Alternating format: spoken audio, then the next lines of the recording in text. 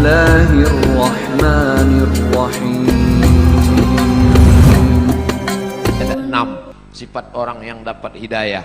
Pertama, memakmurkan masjid dengan pengertian 3: bangun, ramaikan, atur administrasinya, tertib administrasi. 2, man amana billah, akidahnya benar, la ilaha illallah. Kenapa didulukan bangun masjid baru beriman kepada Allah? Karena ternyata ada orang yang bangun masjid tapi tidak beriman kepada Allah. Ini Ustaz Somad ngawur. Mana ada orang bangun masjid tak beriman? Ada. Masjid apa? Masjid untuk kampanye. Kata pepatah Melayu, kalau tak ada berada, takkan tempua bersarang rendah. Burung tempua sarangnya di atas pokok kelapa, tapi kalau sudah padi menguning, dia akan turun ke bawah. Dan itu terjadi di zaman sekarang. Padi menguning itu berapa lama? 5 tahun sekali. Musim-musim kampanye. Orang mulai nyumbang untuk masjid, masuk ke masjid, pakai sorban, pakai peci, pakai koko, pakai sarung, tapi tak sunat. Dan banyak orang terkecoh, disangka ustadz, rupanya KW. Masjid dibangunnya. Ustadz tahu dari mana? Masuk SMA, SMS, WhatsApp, datang nanya, Ustadz, apa hukumnya si fulan bangun masjid, nyumbang untuk masjid? Saya bilang jangan ambil, karena pasti ada udang di balik pempek. Ada niat di balik itu semua. Ada tujuan terselubung, ada kepentingan. Maka jangan. Datang dia ngasih duit, ambil duitnya, jangan coblos orangnya. Setuju? Ambil duitnya, serahkan ke fakir miskin, anak yatim. Setuju? Tak sama bunyinya macam yang pertama tadi. Makanya prinsip dalam Islam, man amana billah, la ilaha illallah. Saya yakin semua yang datang subuh ini tidak ada tujuan lain, langkah kaki dari rumah, bismillahi tawakkaltu 'alallah, la haula wala quwata illa billah. Salat, usolli fardhu subhi rak'ataini adaan ma'muman lillahi ta'ala. Puasa, nawaitu shauma ghadin an ada'i fardhi syahri ramadhana hadhihi sanati lillahi ta'ala. Haji, labbaik Allahumma labbaik, labbaik la syarika laka labbaik. Ketika engkau persekutukan, kau duakan Allah dengan yang lain, hilang amalmu. Lain asyrakta, kalau kau syirikkan Allah, kau duakan Allah, kau persekutukan Allah, la yahbatanna amaluka, gugur amalmu. Maka ciri orang yang mendapat hidayah yang kedua, man amana billah, jangan rusak tauhid, akidah kepada Allah. Ini kadang anak-anak lajang ini gara-gara lama dapat jodoh, rusak tauhidnya. Iyyaka na'budu wa duku nasta'in. Nyembahnya tetap sama Allah, mintanya ke dukun. Kata dukun, kalau kau mau cepat dapat jodoh, ambil 7 bunga. Bunga melati, bunga mawar, bunga ros, bunga kantil, bunga tai ayam. Nanti di blender. Nah, udah di blender, nah, kau minumlah. Setelah minum nanti bangkit aura merah. Begitu diminum, merah mukanya. Rupanya radiasi.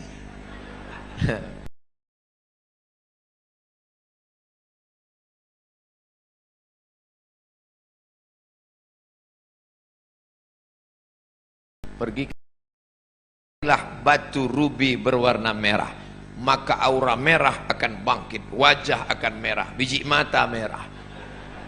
Ini tak betul. Kalau memang tak boleh pakai cincin, kenapa Ustaz pakai? Saya hanya sekedar suka saja. Pakai batu tak apa-apa, tapi meyakini bahwa batu memberikan efek sesuatu, rusak la ilaha illallah kita. Kadang orang ini suka mancing-mancing. Ustaz pakai cincin ada khasiat-khasiatnya. Ada, saya bilang. Apa khasiatnya? Kalau dipakai, duduk di rumah makan, tak bayar. Hebat Pak Ustaz, duduk aja, jangan makan.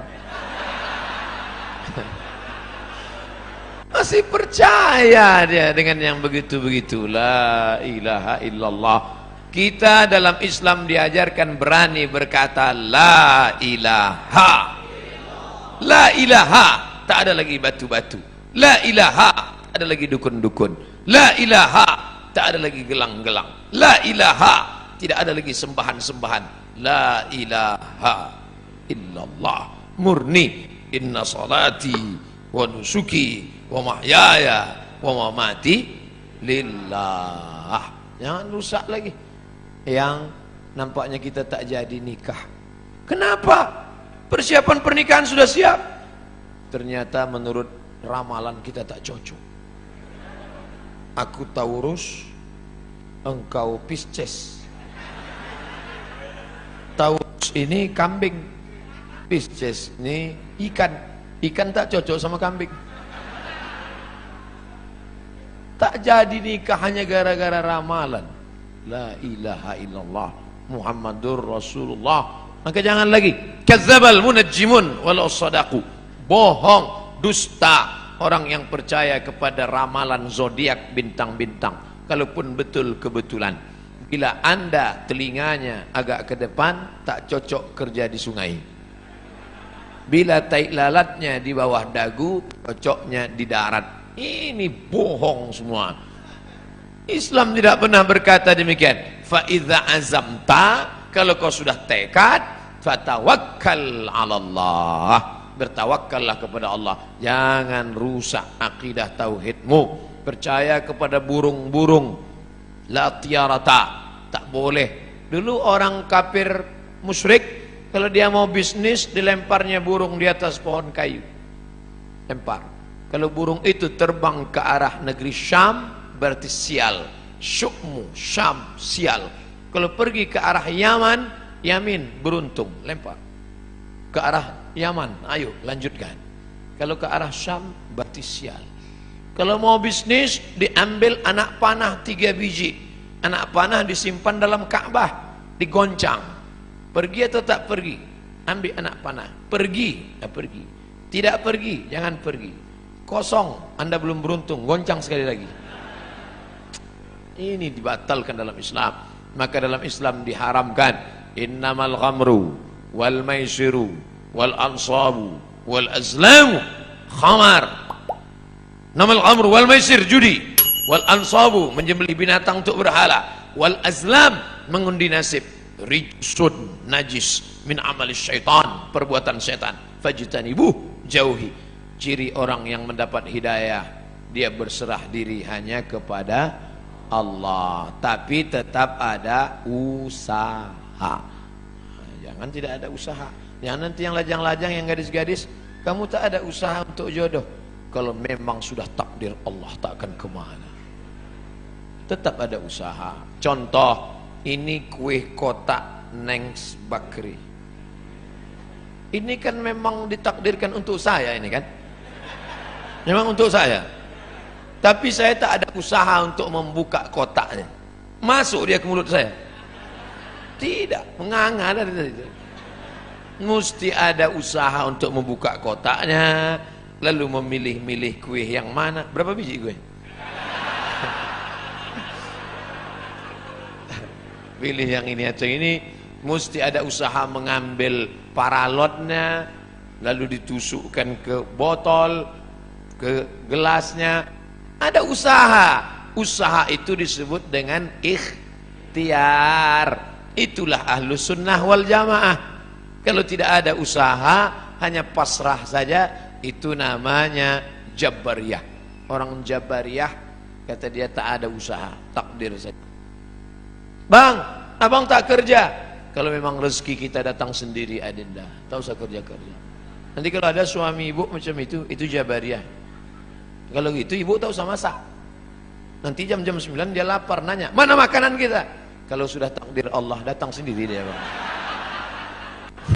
Orang gitu mesti gitu membalasnya. Orang Jabariyah ini tak ada usaha sama sekali. Diam aja. Nanti tiba-tiba Pak Kapolsek razia. Prit, mana STNK PKB? Saya serahkan pada Allah. Hah? Pukulkan kepalanya Pak. Lepas. Kenapa Bapak pukul? Ini pun dari Allah juga. Orang-orang gini ini mesti gitu melawan dia. Kita betul.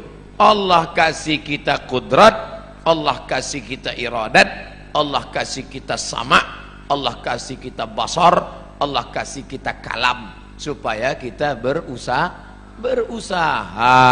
Makanya doa keluar masjid, Allahumma inni as'aluka min fadlik, beri aku rezeki. Kenapa keluar masjid minta rezeki? Karena keluar masjid idza qudiyatis shalah, kalau salat sudah dilaksanakan, fantashiru fil ard, bertebaranlah di atas muka bumi, cari rezeki, wabtaghu min fadlillah, cari karunia Allah. Ciri orang yang dapat hidayah yang pertama, memakmurkan masjid. Yang kedua, beriman kepada Allah. Yang ketiga, wa aqamas shalah. Salat bukan somat. Salat. Mudah-mudahan anak-anak gadis yang rajin salat subuh ini mendapatkan suami yang rajin pula salat subuh. Karena kalau kalian anakku yang sudah solehah, yang sudah cantik, yang sudah rajin sholat, tiba-tiba dapat laki tak sembahyang, tak satu dua curhat masuk ke HP saya. Ustadz, dulu saya sangka nikah sama dia bahagia, ternyata Pak Ustadz, cuman rasanya Bu macam tidur sama babi hutan. Tak sembahyang. Walaupun hidup 1000 tahun, kalau tak sembahyang apa gunanya?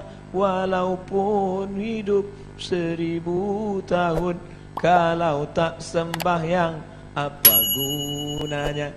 Nanti kalau Bapak Ibu kebetulan pergi umrah, ada mihrab dalam taman Raudhah Masjid Nabawi, tempat sholat Nabi. Ini Raudhah, ini mihrab namanya.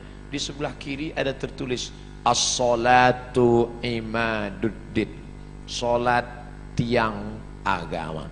Kenapa atap masjid kita kokoh? Karena ada tiang. Kalau tak ada tiang, hancur. Puasa melayang, zakat terbang, haji hilang, karena tak ada tiang. Tiang dari segala amal adalah salat. Dan salat waktunya tak boleh digeser. As-salatu ala waktiha. Apa kata panitia tadi malam?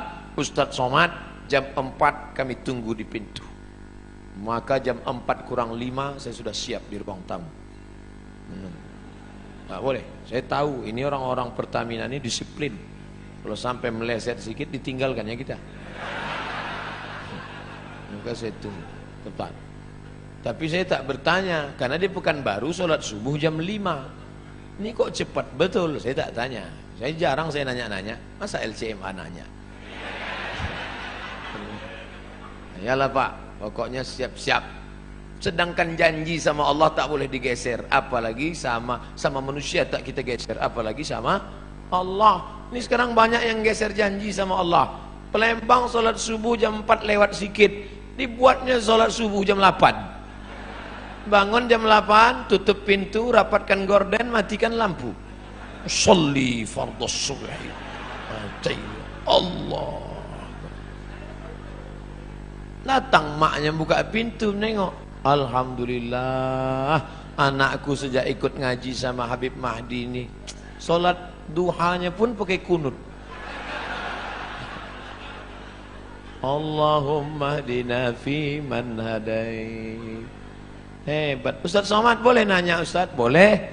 Ustadz kan biasanya jawab pertanyaan pakai 4 mazhab. Menurut Hanafi, menurut Maliki, menurut Syafi'i, menurut Ambali. Kira-kira sholat duha pakai kunut itu mazhab apa ya Pak Ustadz? Mazhab kesiangan. Janganlah sholat itu digeser waktunya. Sudah tepat. Inna salata kanat 'alal mu'minina kitabam mauquta. Sudah waktunya tepat, jangan digeser-geser. Pokoknya datang sholat berjamaah. Allahu Akbar, Allahu Akbar. On time, datang.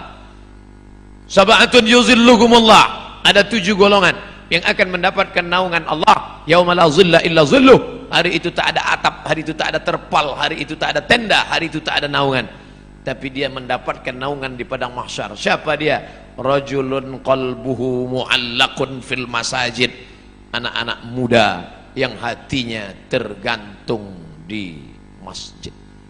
Mudah-mudahan anak-anak muda di Pertamina inilah, insyaallah. Kenapa Ustaz sebut anak muda? Kenapa tidak orang tua? Kalau orang tua ke masjid memang udah wajar. Kapan lagi? Udah diintai-intai malaikat maut. Tapi anak muda yang mestinya subuh ini molor tidur, tapi datang berjamaah. Padahal tadi malam sudah tabligh akbar. Subuh tetap on time datang. Inilah anak muda yang dikatakan Allah dalam Al-Quran, innahum fityatun amanu bi rabbihim wazidnahum huda. Mereka sekelompok anak muda yang beriman kepada Allah, ditambah Allah hidayah mereka. Mereka adalah ashabul kahfi. Oh, kalau gitu kami komunitas anak muda ini buat kelompok lah Pak Ustaz. Ya, apa nama kelompoknya? Kelompok komunitas anak muda ashabul kahfi. Apa programnya? Tidur aja. Mereka ditidurkan Allah karena dikejar oleh raja yang zalim, sampai akhirnya mereka tiba-tiba terbangun. Wal yatalattaf wala yush'iranna bikum ahada. Hai anak muda yang bangun, tolong kau pergi ke pasar beli makanan, tapi jangan gerasak gerusuk, tenang-tenang supaya orang tak tahu. Diam-diam mereka beli makanan, penjual makanan mengambil duit, begitu orang ditengok, rupanya duit itu sudah expired, tak laku. Kenapa? Salah sami'ati wasdadu tis'a. Mereka tertidur di dalam gua 309 tahun. Bayangkan ada anak muda datang ke Palembang mau beli makanan, beli tekwan, tiba-tiba ditengok duitnya tahun 1700, zaman Syekh Abdus Somad Al-Falembani. Mentang-mentang nama sama itu yang disebut.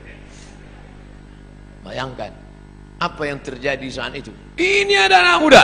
Rupanya zaman itu sudah berganti seorang raja yang soleh. Raja yang soleh mengunjungi mereka ke dalam gua. Ditengok anak-anak muda terkapar, tertidur. Tak lama setelah itu mereka pun meninggal dunia. Allah hanya ingin menceritakan. Tapi ada pula di situ seekor anjing. Ini sungguh berita tidak penting. Untuk apa Allah cerita ada anjing bersama anak-anak muda itu? Ternyata Allah mau ceritakan, walaupun seekor anjing kalau berkhidmah untuk orang soleh, tetap juga disebutkan Allah dalam Al-Quran. Anjing najis kotor, tapi berkhidmah untuk ashabul kahfi, diceritakan Allah dalam Al-Quran. Tapi jangan gara-gara ini habis pengajian ini sebuah membeli anjing. Cerita itu tentang Bani Israel dan cerita tentang memelihara anjing sudah mansuh, tidak ada dalam syariat Nabi Muhammad sallallahu alaihi wasallam. Artinya bapak ibu yang di rumahnya ada anjing, lepaskanlah yang lagi melihara anjing. Siapa yang memelihara anjing, amalnya satu hari dikurangi sebesar Bukit Uhud.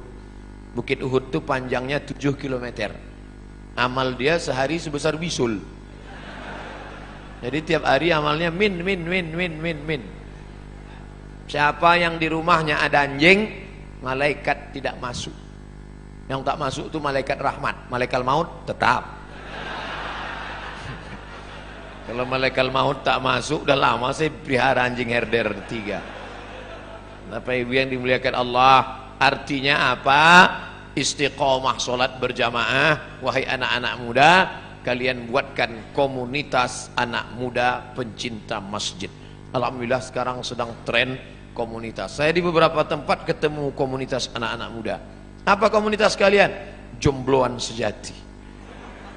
Tulisan logonya say no to bonceng. Mantap. Kalian apa komunitasnya? Ini Pak Ustaz, saya dikasih mereka di Yogyakarta, dipasangkan mereka pemasangan jaket kepada Ustaz Abdul Somad, tulis di belakang. Born to ride, ride to Jannah. Lahir untuk mengendara menuju surga. Anak-anak geng motor. Mantap. Dipasangkan ke saya pun langsung ke airport. Habis subuh, pasang langsung ke airport. Semua orang di airport nengok saya. Rupanya jaket itu dipasang naik motor. Saya naik pesawat. Tak cocok. Artinya apa? Komunitas anak muda ini tetap dijaga dan mereka tetap sholat berjamaah di masjid. Habis waktu. Cepat betul. Saudara yang dimuliakan Allah Subhanahu wa taala. Memakmurkan masjid sudah. Beriman hanya kepada Allah sudah. Menegakkan sholat sudah. Masuk yang keempat, wa ataz zakah, berzakat. Orang yang sudah sholat tapi tak berzakat, maka tak ada gunanya, karena dia makan haram. Di dalam duit kita itu ada zakat. Zakat orang dititipkan Allah kepada kita. Ada orang diuji kakinya lulus, diuji kakinya sholat berjamaah lulus, diuji matanya sholat tahajud lulus, diuji kantongnya, di situ baru kelihatan. Nama siapa? Pelit bin bakhil bin medit bin kedekut. Ini orang na'udzubillah. Oleh sebab itu maka keluarkanlah zakat. Bapak sudah bayar zakat? Tiap tahun saya bayar zakat Pak Ustaz. Berapa? 2,5 kilo. Itu zakat fitrah. Zakat pendapatan 2,5%. 85 gram emas murni. Berapa itu sekarang Pak Ustadz? 85 gram kali 500.000 1 gram, 42.500.000. Siapa yang mempunyai pendapatan 42.500.000 sudah kena zakat 2,5%. Kalau profesi kami sebagai pegawai Pertamina ini gimana Pak Ustadz? 42.500.000 setahun, bagilah 12 bulan. 12 bulannya berapa itu? 42.500.000 bagi 12, 3,6. Jadi yang berpendapatan 3,6 juta, 3.600.000 itu udah kena menurut Basnas, Amil Zakat Nasional yang sudah disepakati ijma' antara ulama-ulama Basnas se-Indonesia, 3,6. Saya tidak sebut gaji, karena ada orang gajinya 2 juta, pendapatannya 20 juta. Ada uang tunjang, uang sipak, uang sundul, uang sikut, duit-duit apa. Jadi di total semua, total.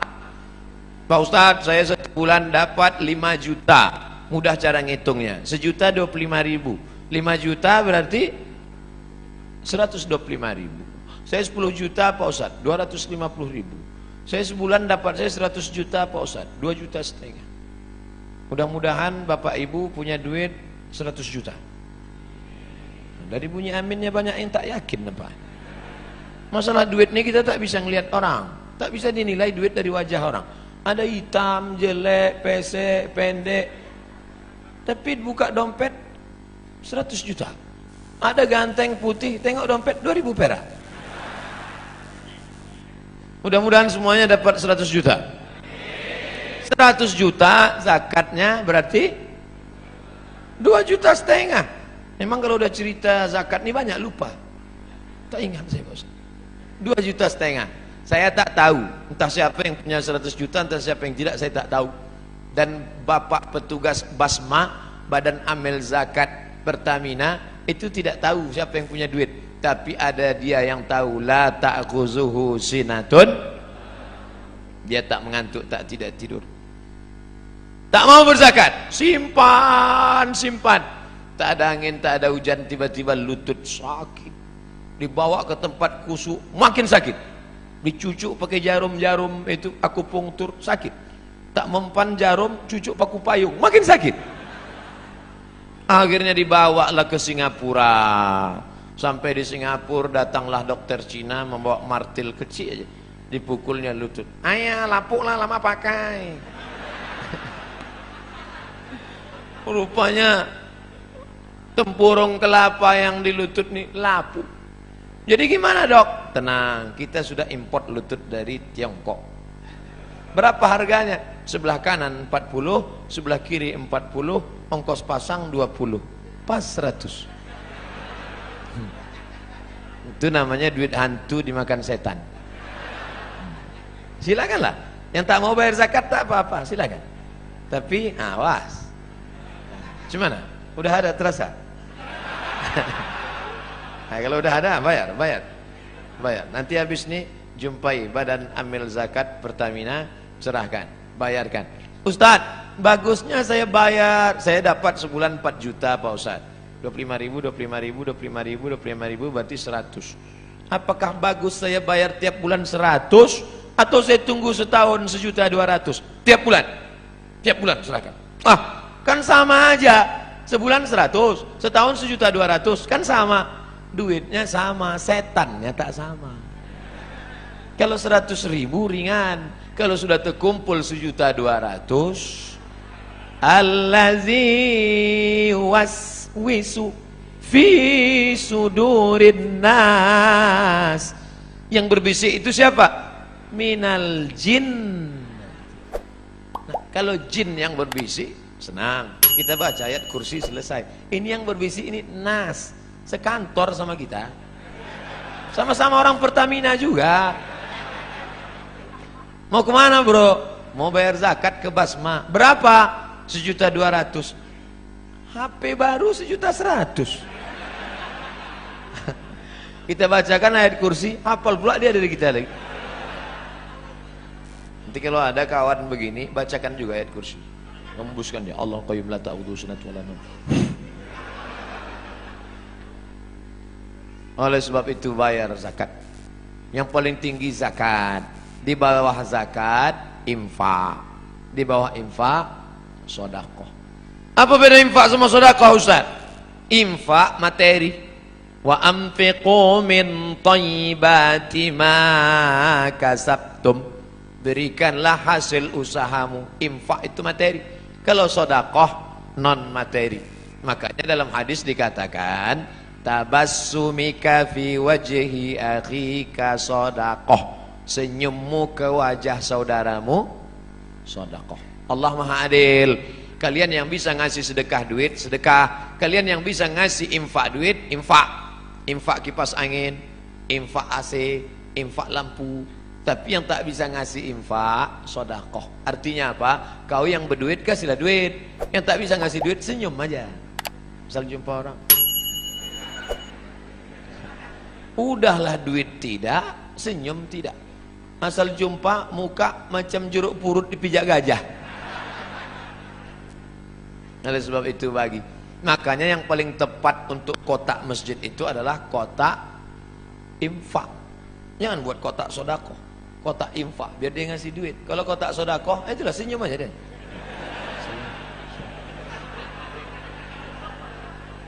Tak bisa buat kotak wakaf. Karena wakaf itu syaratnya 4. Wakaf harus ada orang yang berwakaf, orang menerima wakaf, benda yang diwakafkan, ada ijab, ada qabul. Tak bisa dibuat di situ kotak wakaf. Karena kita tak pernah akad ke kotak. Mana pernah kita? Hai kotak, aku kasih duit ini. Kata kotak itu, aku terima, aku terima, aku terima. Oleh sebab itu yang paling tinggi zakat. Di bawah zakat infak. Di bawah infak sedekah.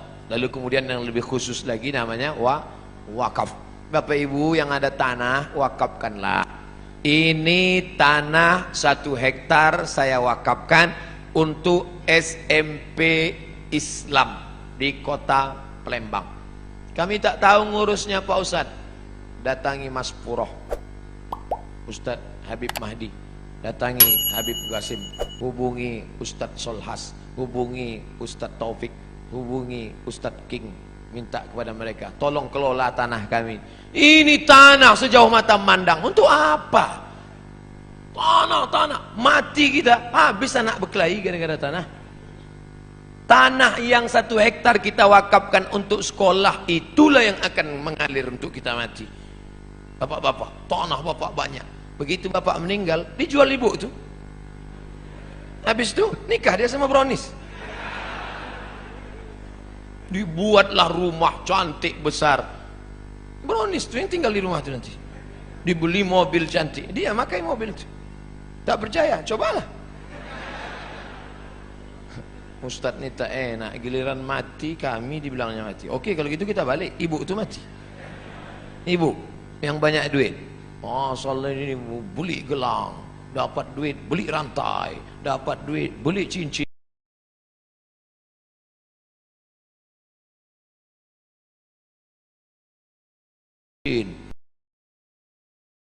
Untuk apa? Bini muda dia lah.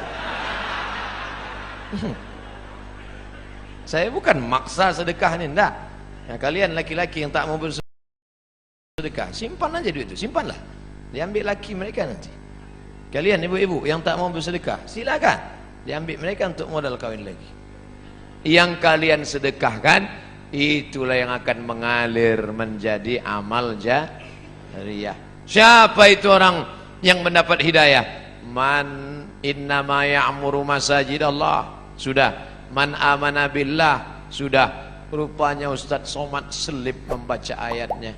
Jamaah pula segan mengingatkan, padahal ayatnya ada di atas. Itu dia.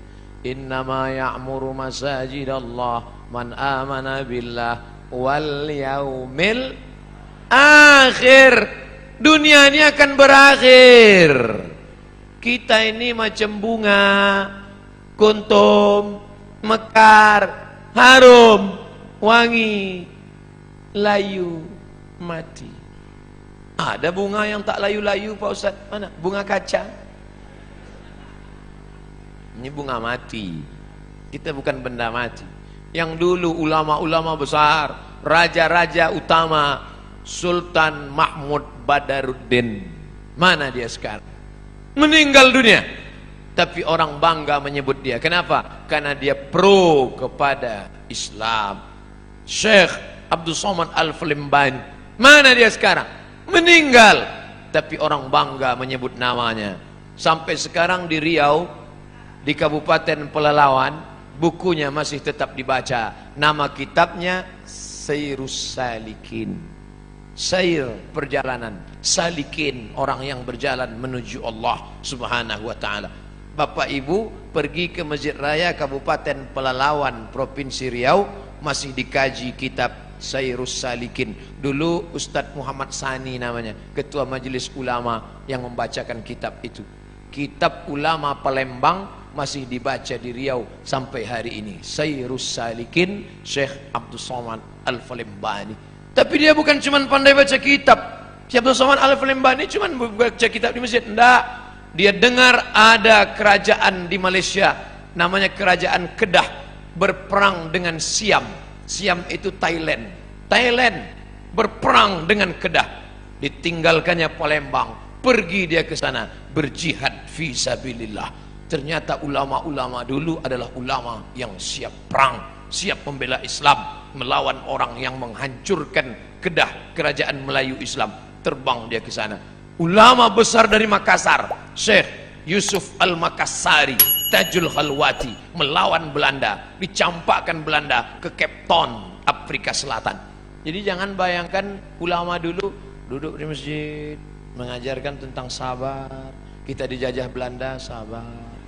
Jajah Jepang, sabar. Kita diinjak-injak orang kafir,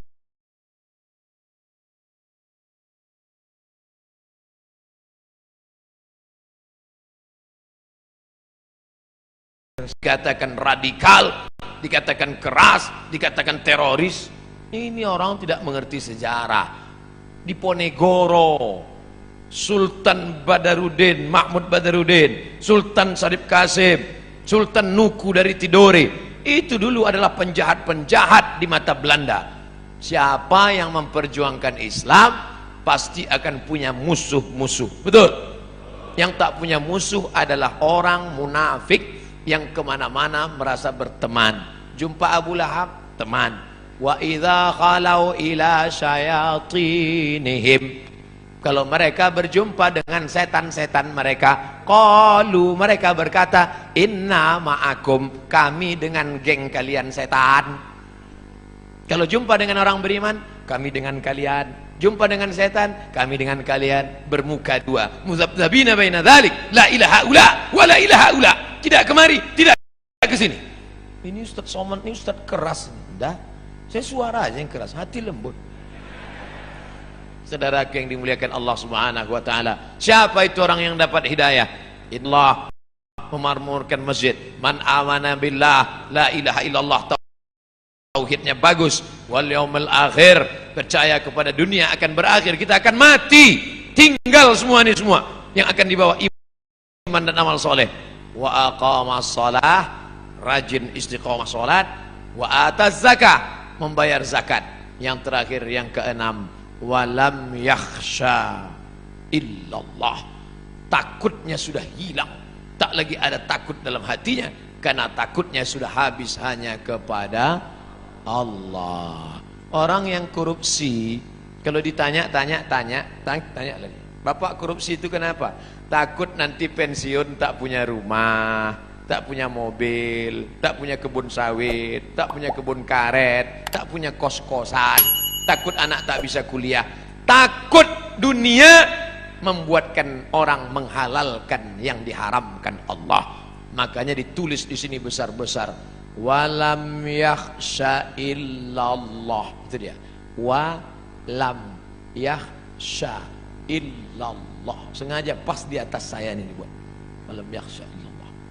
Oh, jadi itu tulisannya Pak Ustaz. Itulah tulisannya. Kami sangka semen-semen aja nih Pak Ustaz.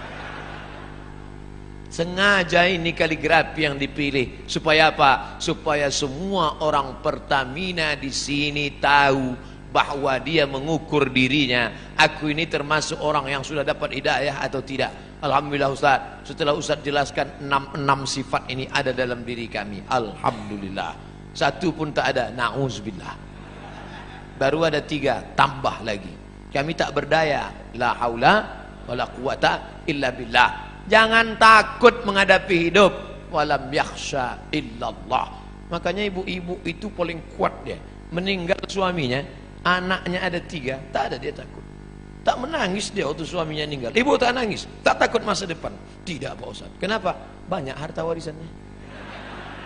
Tak nangis ibu? Tidak. Kenapa tak nangis? Sudah lama aku tunggu. Bapak ibu yang dimuliakan Allah, siapa yang tak ada rasa takut dalam hati? Kita tetap takut. Yang membuang takut itu Allah. Ala inna awliya Allah. Kalau sudah kalian dekatkan diri kepada Allah, bagaimana sifat orang itu? La khaufun alaihim wala hum yahzanun. Dicabut Allah takut, dicabut Allah sedih. Itulah yang merusak hati orang modern.